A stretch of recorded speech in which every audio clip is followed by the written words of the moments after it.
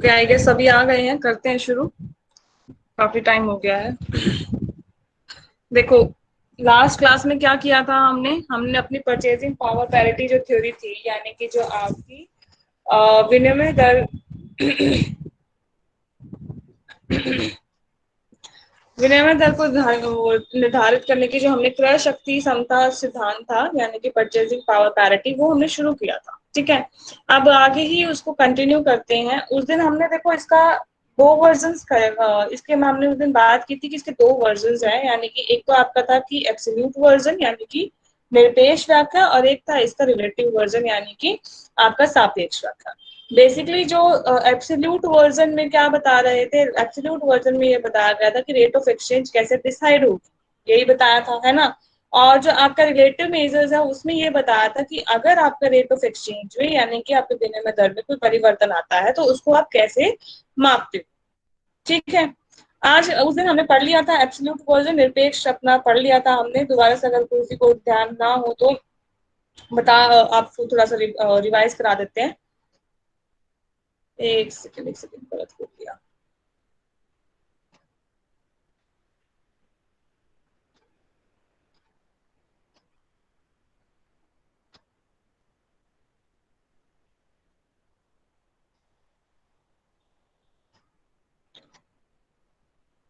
Okay, दिख रहा होगा सभी को। Yes yes ma'am. Ma'am. Yes ma'am.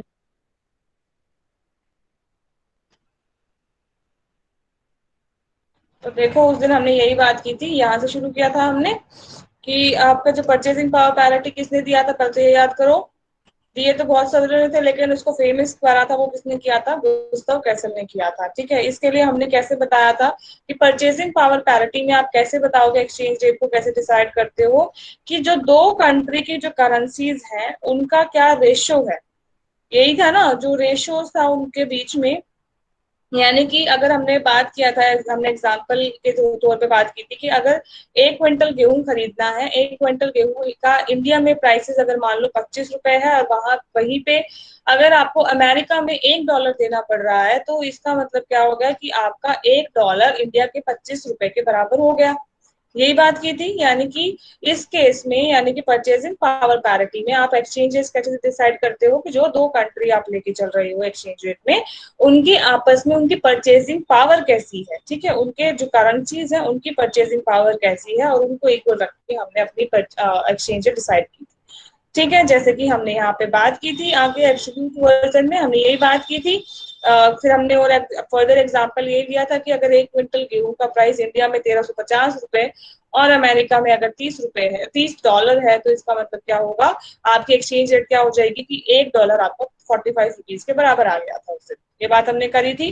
ठीक है, तो कहता है कि जब ये जो मतलब ये जो परचेजिंग पावर है ना $1 की, ये जो 45 रुपीज के बराबर जब हो जाती है, इसको ही आप परचेजिंग पावर पैरिटी बोलते हैं। इसको आपने इक्वेशंस के फॉर्म में कैसे बताया था कि इंडिया की परचेजिंग पावर, सॉरी, जो भी आपने कंट्री बी ली है, यहाँ पे कंट्री बी हम यहाँ पे अमेरिका को मान रहे हैं, उसकी परचेजिंग पावर अपॉन में परचेजिंग पावर ऑफ किसकी, कंट्री ए की, जिसको हम इंडिया लेके चल रहे हैं।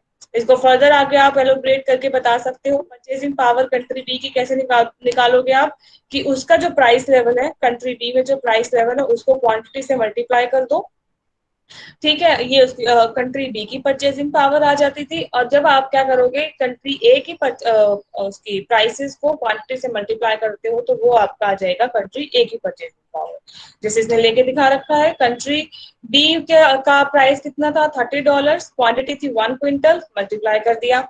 वैसे ही नीचे किया क्या कि इंडिया में 1 क्विंटल गेहूं की जो प्राइसेस थे 1350 रुपए, उसको मल्टीप्लाई किया एंड देन इनको डिवाइड कर दिया। डिवाइड करके आपके पास 1:45 का रेशो बनता है। इसका मतलब क्या हुआ, और ऊपर आपका डॉलर है, दैट मीन्स कि आपके $1 की कीमत कितनी हो गई, 45 रुपीज, या फिर आप कह सकते हो ₹1 की कीमत कितनी हो गई, 1/45 डॉलर, जिसको 2.2 सेंट्स भी कह सकते हैं। ठीक है, इतनी बात आई थी समझ में उस दिन। Yes ma'am.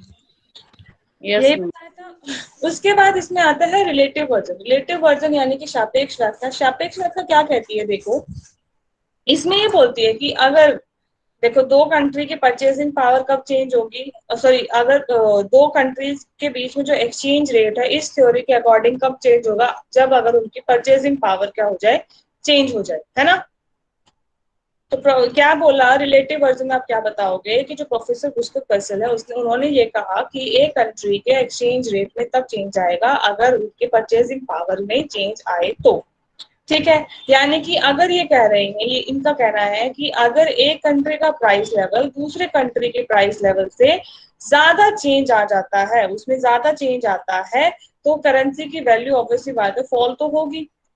कैसे, क्या बोलने का मतलब है, देखो कि अगर मैं कह रही हूँ कि $1 45 का है और इंडिया में अब प्राइस लेवल डबल हो जाते हैं, इंडिया की जो कीमत स्तर है वो अब दोगुना हो जाता है, तो और लेकिन अमेरिका का सेम रहता है, तो एक बात बताओ, एक्सचेंज रेट तो चेंज होगी ना। अब एक्सचेंज रेट तो $1 90 की हो जाएगा, क्योंकि मैंने बोला यस कीमत मैम। स्तर बढ़ रहा है, यानी कि अब चीजें महंगी मिलेंगी। जो चीज पहले हमें सस्ती मिल रही थी, अब कीमत स्तर बढ़ने का मतलब तो यही हुआ कि चीजें महंगी मिल रही है। जहां पहले हमें जो सामान $1 में 45 का बराबर था, अब लेकिन अमेरिका का कीमत स्तर चेंज नहीं हुआ है, अमेरिका का सेम ही है, लेकिन इंडिया का कीमत स्तर डबल हो गया। तो एक बात बताओ, आपका जो एक्सचेंज रेट है वो मतलब जो अब आपको जो इंडिया में सामान खरीदने के लिए जो पैसे देने थे, अब तो ज्यादा देने पड़ेंगे, है ना। यस पहले मैम। Yes ma'am. गेहूं खरीदने के लिए आपको ₹45 देने पड़ रहे हैं, मान लो।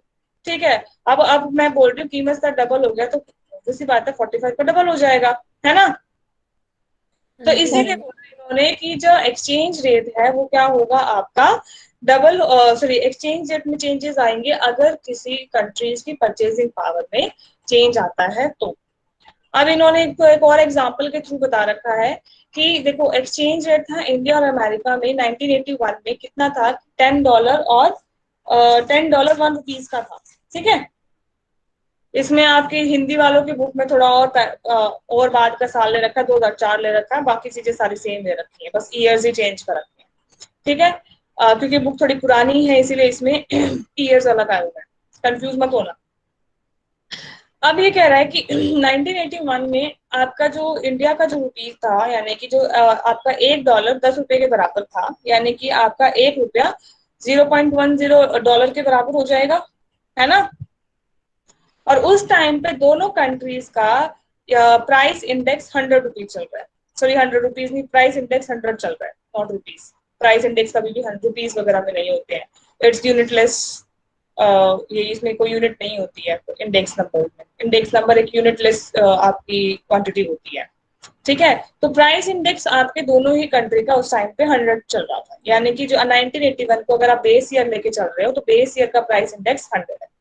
अब क्या हुआ, आपका 2010 ले लो, जो भी ईयर दे रखा है आपकी बुक में 2017 दे रखा है, तो 2017 बोल दो। 2017 में आपका जो कीमत सूचांक यानी कि जो प्राइस इंडेक्स है वो इंडिया का बढ़ के 675 हो गया और अमेरिका का 150 हो गया।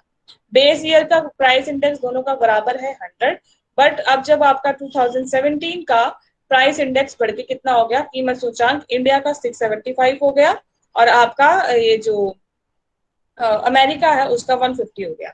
अब आप अपना कैसे इसमें रेट ऑफ एक्सचेंज को डिसाइड करोगे, इसमें आप रेट ऑफ एक्सचेंज को डिसाइड करोगे कैसे, ये जो आपको फॉर्मूला दिख रहा है ना, इस फॉर्मूला के थ्रू नई एक्सचेंज रेट कैसे निकालोगे, कि जो आपकी विदेशी करेंसी का घरेलू मूल्य था, विदेशी करेंसी का घरेलू मूल्य है, ठीक है, पुराने वाला, उसको लिखोगे। अब पुराना वाला कितना था, विदेशी करेंसी का घरेलू मूल्य, यानी कि जो आपका आप, अब देखो हम अपनी बात कर रहे हैं इंडिया की, तो विदेशी करेंसी कौन सी हो गई, डॉलर हो गई, उसका घरेलू मूल्य कितना था, कि ₹1 कितने डॉलर के बराबर था, $0.10 के बराबर था, तो आपने वो वैल्यू यहाँ पे रखनी है।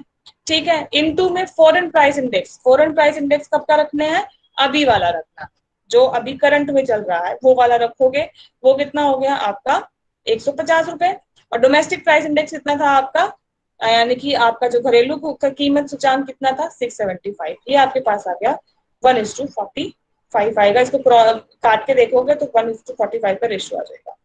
यानी कि आपकी बात यही आई कि आपका जो $1, आपका जो ₹1 था वो कितने के बराबर हो जाएगा, $1:45 के बराबर हो जाएगा। ठीक है, इसका एक ये फॉर्मूला और दे रखा है, RN is equal to, RN क्या है आपका, नई विदेशी जो आपकी विनिमय दर, सॉरी विदेशी कह रही, नई विनिमय दर है आपकी कंट्री में। आर क्या है आपका पुरानी एक्सचेंज रेट है। PB1 क्या है आपका, यहाँ पे PB1 है आपकी जो चालू वर्ष यानी कि जो अभी करंट ईयर है उसका प्राइस लेवल, उसका कीमत स्तर क्या है। ठीक है।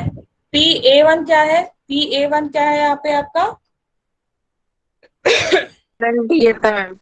करंट ईयर का ही प्राइस लेवल, लेकिन कंट्री ए का। PB1 किसका है, कंट्री बी का आपका प्राइस लेवल है करंट ईयर का। वहीं पे PA क्या है आपका करंट, सॉरी जो बेस ईयर कंट्री ए का, और ये जो PB क्या है बेस ईयर दोनों, सॉरी कंट्री बी का। अब देखो बेस ईयर का जो आपका प्राइस लेवल है वो तो सेम है, 100 था, उसमें तो कोई चेंज है नहीं। यानी कि यहाँ पे भी 100, यहाँ पे भी 100, आपस में क्रॉस हो जाएंगे। अब PB1 क्या है आपका, जो कंट्री बी है उसका प्राइस लेवल अभी नहीं, यानी कि 150 रुपीज। ठीक है। और यहाँ पे सॉरी रुपीज नहीं, 150। और यहाँ पे कितना आ जाएगा आपका PA1 में कितना आ जाएगा, 675 आ जाएगा। क्रॉस करके देखना यही वैल्यू आ जाएगी, 1:45 का रेशियो आएगा। ठीक है। ये आपकी एक्सचेंज रेट थी परचेसिंग पावर पैरिटी के अंदर। अब बात आती है इसी क्रिटिसिज्म की। तो क्रिटिसिज्म में देखो, पहला इन्होंने बोला कि कोई भी डायरेक्ट रिलेशनशिप नहीं होता प्राइस लेवल और एक्सचेंज रेट में। ये अलग अलग इकोनॉमिस्ट थे, उन्होंने अलग अलग अपने अलग अलग उन्होंने अपने पॉइंट्स दिए, अपने अपने विचार दिए कि भाई परचेसिंग पावर पैरिटी में भी हाँ कमियां थी। तो वही बोल रखा है इन्होंने, पहले इन्होंने बोल दिया कि भाई डायरेक्ट कोई लेना देना नहीं होता प्राइस लेवल का और एक्सचेंज रेट का। हाँ ठीक है, इनडायरेक्ट रिलेशन होता है आपका प्राइस लेवल और एक्सचेंज रेट का, लेकिन जैसे कि इन्होंने यहाँ पे परचेसिंग पावर पैरिटी की जो थ्योरी में गुस्ताव कैसल ने डायरेक्ट ही उनका रिलेशन बता दिया। एक्चुअल लाइफ में सिर्फ प्राइस लेवल को क्या बोलते हैं, प्राइस लेवल के अलावा भी बहुत सारी चीजें होती हैं रेट ऑफ एक्सचेंज को आपके क्या इफेक्ट करने के लिए।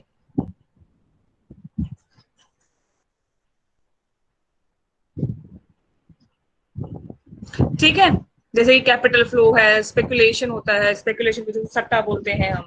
ठीक है। और टैरिफ्स वगैरह होते हैं, ये भी बहुत सारे कहते हैं डायरेक्ट और ठीक है इनडायरेक्ट रिलेशनशिप होता है इनके बीच में, लेकिन जैसे कि गुस्ताव कैसल ने डायरेक्ट रिलेशनशिप बोला वैसा नहीं होता। ठीक है। उसके बाद इन्होंने अनरिलायबल बेस बोला। इन्होंने यहाँ पे एक्चुअली क्या हुआ है कि इंडेक्स नंबर का यूज किया है एंड क्या किया है कि इंडेक्स नंबर को यूज किया है एंड ये बोल रहे हैं कि जो इंडेक्स नंबर होता है ना वो एक आपका जो कीमत सूचकांक होता है वो एक रिलायबल बेस नहीं होता। क्यों नहीं होता, क्योंकि हर जो कंट्री होती है ना वो क्या करती है अपना इंडेक्स नंबर अलग अलग बेस ईयर के ऊपर मेंटेन करती है। किसी का बेस ईयर कुछ चल रहा होता है, किसी का, जैसे अभी हमने यहाँ पे बेस ईयर अपने एग्जाम्पल में तो क्या किया, हमने 1971 को बेस ईयर लिया दोनों ही कंट्रीज में। लेकिन इन रियलिटी ऐसा नहीं होता। जब भी आप इंडेक्स नंबर बनाते हो तो हर देश का बेस ईयर अलग होता है और जिसके कारण काफी फ्लक्चुएशंस हो जाती है। ठीक है। तो जो जो इन्होंने यहाँ पे इंडेक्स नंबर को यूज किया है वो भी काफी अनरिलायबल बेस है। इलॉजिकल बोला इन्होंने, या इन्होंने कहा कि इन्होंने इस थ्योरी को इलॉजिकल बोला। क्यों बोला, कहता है क्योंकि जो ये थ्योरी है ना ये गुड्स के प्राइसेस की तो बात कर रही है। ठीक है। अब गुड्स के प्राइसेस, क्योंकि हम इसमें गुड्स के प्राइसेस लेके चल रहे हैं और वो भी कौन से वाले जो कि आपके फॉरेन ट्रेड में यूज हो रहे हैं। ठीक है। जो लेकिन आपके घर में डोमेस्टिक जो आपका लेवल है उसके ऊपर जो आपके प्राइसेस आप जो गुड्स यूज कर रहे हो उनके जो प्राइसेस है उनका एक्सचेंज रेट से कोई लेना देना नहीं होता। तो अगर हम एक जनरल प्राइस लेवल की बात कर रहे हैं, हमने एक प्राइस लेवल जो कि आपका उन गुड्स के लिए भी यूज कर लिया जो फॉरेन ट्रेड के लिए यूज हो रहे हैं और उनके लिए भी जो डोमेस्टिक यूज के लिए यूज हो रहा है, तो आपकी एक्सचेंज रेट पे आप गलत आप चीज को शो कर रहे हैं, क्योंकि उनका इम्पैक्ट तो आपके एक्सचेंज रेट पे पड़ता ही नहीं है। ठीक है। तो इसीलिए इन्होंने बोला कि कोई ये भी एक इलॉजिकल सी बात कही इन्होंने। फिर इन्होंने कि रेसिप्रोकल डिमांड की बात यूज करी। ये पॉइंट अभी आप छोड़ दो इसको, पहले थोड़ा सा ना मैं आपको पहले रेसिप्रोकल डिमांड होता है क्या वो बताऊंगी, उसके बाद आप देखना इसको। ठीक है। उसके बाद इन्होंने कैपिटल मूवमेंट के इम्पैक्ट को भी छोड़ दिया कि रेट ऑफ एक्सचेंज पे जो कैपिटल मूवमेंट का यानी कि जो कैपिटल का इनफ्लो और आउटफ्लो हो रहा है, जो कि हमने पढ़ा भी था कि एक्सचेंज रेट पे इफेक्ट करता है, उस चीज को इन्होंने अपनी थ्योरी में नहीं लिया। ठीक है। और इन्होंने एक वन वे पिक्चर शो करी, यानी कि इन्होंने ये कहा कि प्राइस लेवल का इफेक्ट रेट ऑफ एक्सचेंज पे पड़ता है। ठीक है, इन्होंने यही बोला ना, मिस्टर कैसल ने क्या कहा कि प्राइस लेवल का इफेक्ट पड़ता है किसके ऊपर, रेट ऑफ एक्सचेंज पे। लेकिन इन्होंने उसको उल्टा करके नहीं बोला, यानी कि उन्होंने टू वे अपनी बात नहीं कही। उन्होंने अब जो रियल लाइफ में जो रेट ऑफ एक्सचेंज है वो प्राइस लेवल को भी इफेक्ट करता है, price level rate of exchange को इफेक्ट करती है, तो साथ में रेट ऑफ एक्सचेंज भी आपका प्राइस लेवल को यानी कि कीमत स्तर को निर्धारित करता है, यानी कि उसमें परिवर्तन लेके आता है। लेकिन इन्होंने यहाँ पे ये चीज को नहीं लेके चले, उन्होंने सिर्फ और सिर्फ क्या किया है, सिर्फ और सिर्फ प्राइस लेवल का एक्सचेंज रेट पे तो क्या का रिलेशनशिप तो शो कर दिया, लेकिन यहाँ पे रेट ऑफ एक्सचेंज का यानी कि विनिमय दर का कीमत स्तर पे क्या इफेक्ट पड़ता है वो चीज यहाँ पे उन्होंने शो नहीं करी है। ठीक है, ना ही इन्होंने ट्रेड साइकिल, जो ट्रेड साइकिल्स आपको पता होंगे ना कि मंदी और फिर एक बार कभी मंदी आती है, कभी आपका इन्फ्लेशन होता है, कभी डिफ्लेशन, डिप्रेशन, ये सारी आप लोगों ने अगर कभी पढ़ा हो, याद करो। तो परचेजिंग पावर, अब देखो एक बात बताओ, जो परचेजिंग पावर होती है आपकी कंट्री की, वो सिर्फ और सिर्फ ऐसा तो नहीं है कि एक्सचेंज रेट पे एक्सचेंज रेट से परचेजिंग पावर आपकी चेंज हो जाए, है ना। परचेजिंग पावर को चेंज और भी बहुत सारे फैक्टर्स करते हैं, जिसमें ट्रेड साइकिल बहुत ज्यादा इम्पैक्ट होता है कि आपकी कंट्री में किस चीज की सिचुएशन चल रही है, मंदी की सिचुएशन चल रही है, तेजी चल रही है, क्या चीज चल रही है, तो उस चीज को भी यहाँ पे इन्होंने नहीं लिया है। और एक यहाँ पे बात ये थी कि इन्होंने ना जो एक्सचेंज रेट लेके चल रहे हैं उसको ये एक लॉन्ग टर्म थ्योरी लेके चल रहे हैं, मतलब लॉन्ग टर्म पीरियड में उन्होंने लेके चला, लेकिन शॉर्ट पीरियड में क्या चेंजेस आते हैं, क्या चेंजेस नहीं आते हैं, वो इन्होंने यहाँ पे लेके नहीं चले हैं। और जबकि आपका जो एक्सचेंज रेट है वो आपका, अगर आप प्रैक्टिकल पॉइंट ऑफ व्यू से देखते हो, तो शॉर्ट पीरियड के जो फैक्टर्स होते हैं वो इसको बहुत ज्यादा इफेक्ट करते हैं, जो कि यहाँ पे इन्होंने लेके नहीं चले। ठीक है, यस मैम। इसको पढ़ के देखना। परचेजिंग पावर पूरा हो गया है, उसके बाद आपका बैलेंस ऑफ पेमेंट बचता है, बैलेंस ऑफ पेमेंट की थ्योरी बचती है, वो आपकी कल करवा दूंगी मैं। कल और कल तो 1 मिनट, कल मेरा है वह पेपर, ठीक है, मतलब मेरा paper in the sense MA वालों का पेपर है, मुझे पेपर लेने जाना है, तो 12 बजे तो क्लास होगी नहीं। हम कोशिश करेंगे शाम को 5, 5:15 बजे क्लास लेने, ठीक है। Okay ma'am.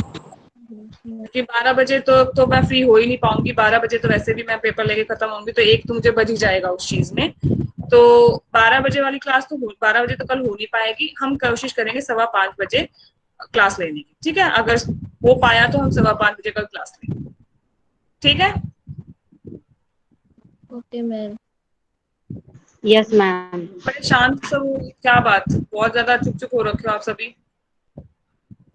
मैम कुछ चैप्टर ही ऐसा चल रहा है।